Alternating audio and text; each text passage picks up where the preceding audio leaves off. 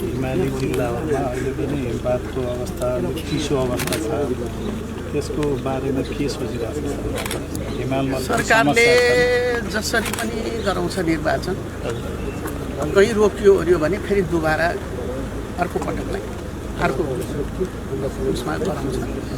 अब हामी थोरै ठाउँ भएकोमा त साधनको प्रयोग पनि हुन सक्छ, साधनको प्रयोग गरेर पनि मान्छेलाई उसारेर पनि गराउँछ।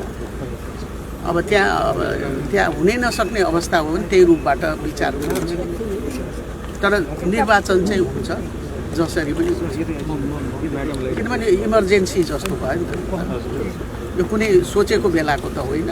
कसलाई थाहा थियो कि 23 को घटना घट्छ, 24 को घटना घट्छ अनि यत्रो दहशत हुन्छ भन्ने त कसलाई थाहा थियो। अब त्यही हिसाबले आपतकै अवस्थामा यो सब भयो होइन। भयो भने जसरी पनि निर्वाचन चाहिँ गराउनुपर्छ। अब निर्वाचन गराउँदाखेरि जनताले मत दिने हो, नयाँ प्रतिनिधिहरू अब आउने हो, उनीहरूले देश चलाउने हो।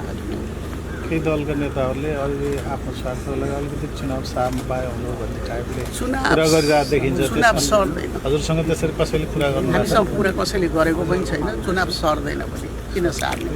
एउटा कुरा तपाईँ के बुझ्नुहोस् भने मलाई जहाँसम्म लाग्छ, म यकिन त भन्दिनँ 31-32 अरब खर्च हुन्छ होला यो बेलामा। हजुर, तर सबै निर्वाचनमा त होइन। अब प्रहरीमा कसलाई के अभावहरू थियो त्यो पुरा भौतिक साधनहरूको अभाव भएको पुरा गर्दा गर्दै है निर्वाचनको खर्च। म त त्यत्रो खर्च जो अहिले भइरहेको छ, अब अहिले छिमेकी राष्ट्रहरूबाट पनि सहयोगहरू भइरहेछ। यो सहयोग अहिले यो स्थिति नआएको भए त अर्कोतिर हुन्थ्यो नि यो खर्च। अरूतिर हामी स्कुल संस्थाहरू हरेकलाई हामी त्यसलाई के अरे सक्षम बनाउनलाई हामी त्यहाँ खर्च गर्न सक्थ्यौँ नि त। आज यस्तो यो निर्वाचन चाहिँ सधैँ हुन पनि हुँदैन। अब यो आपतकाल जस्तो आइलाग्यो।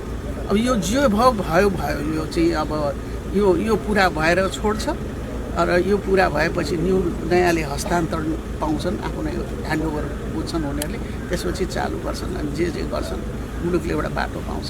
निर्वाचन शान्तिपूर्ण हुन्छ हामीले प्रयास गरेका छौँ 100%। भगवान्ले साथ दिनु भएन त्यो अर्को कुरो, तर 100% हामी विश्वस्त छौँ। निर्वाचनमा के हुँदैन, नेपालीहरू अत्यन्त असल छन्।